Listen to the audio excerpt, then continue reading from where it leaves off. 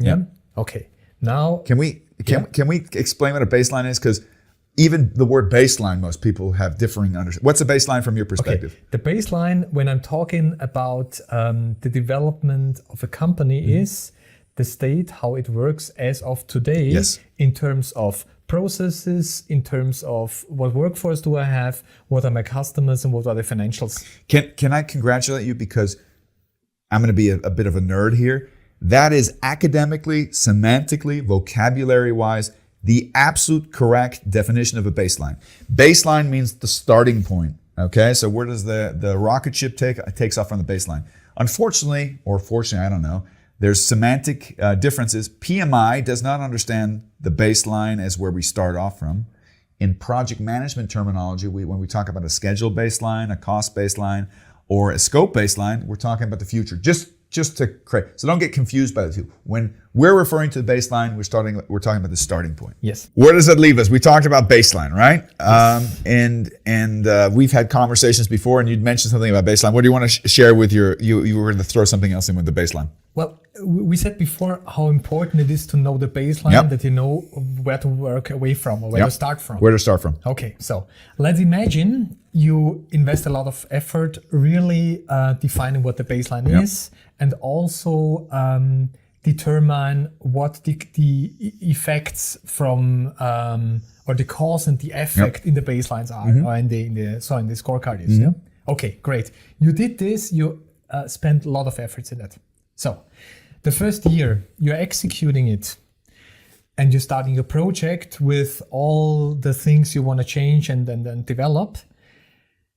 It is natural that at the end of the year, you recognize on the one hand side, the project worked probably different than expected. Yeah, that's pretty normal. It's based on assumptions to a certain extent, But the more important part here, the baseline you expected to be stable, turned out that your assumptions, which are in there as well, didn't work out. Not only the baseline in the sense of balanced scorecard, but also the baseline in the sense of what your target is, where you're trying to go. There's between A and B, it's not a direct line. Exactly. Yeah. And now we come to the point what my personal understanding of an executive is in comparison to a manager. Yeah. An executive needs to handle and steer all the time the deviation between what the best knowledge of the baseline is and what the current how the proceeding is. Yeah, what the context, the environment, the conditions are. Exactly. The constraints are. Exactly. And they can change. There's always an aspect, as Niklas Nassam Taleb once said, there's always black swans, whether you want them or not, okay? And those often provide the biggest challenge. An analogy, I'm a big fan of boxing. I like to watch boxing. And I use an analogy to kind of drive this home. And I say, if you're a heavyweight contender and you're going up against the world champion, right? What you're going to do is you're going to study them.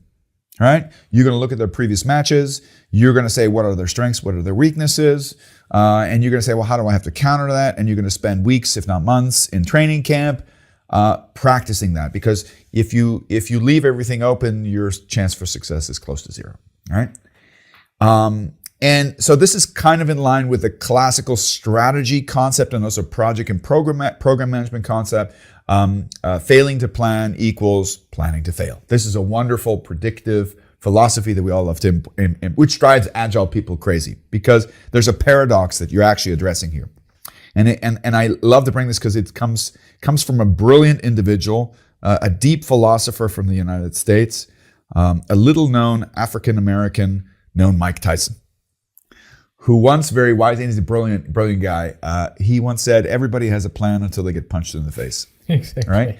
And I know that you've heard this 100 times from executives. There's a certain group, modern group of executives that often use the word agile as an excuse for everything. Why don't you make a plan? Because we're being agile, right? That have taken the lesson they've learned from the fact that no matter how well you plan, you're still going to get punched in the face. Is why plan then? Let's just be flexible. Let's just be agile. They don't know what the hell that means, but that's a feeling that they have. And I say that's a recipe for disaster because the paradox that we're talking about here, and on one hand, you have to have a plan, but immediately after the plan, you need to realize that there are dynamics at play that you didn't consider. And this is what we once talked about beforehand. This is where having a good vision and mission and clear principles makes you agile. Because you say, okay, these were the assumptions that we went into for this next this next milestone in the roadmap, and the feedback is different. We got punched in the face. You sit down during the break, and the coach said, okay, why is it not working? Why is what we've prepared not working? And then you can tweak, but you're not going to throw your strategy out the window. You're going to say, listen, maybe you need to slip more left and then do the strategy. Do more 1, 2, 3. Change it up. Change your stance, right? So this is the paradox that we don't understand.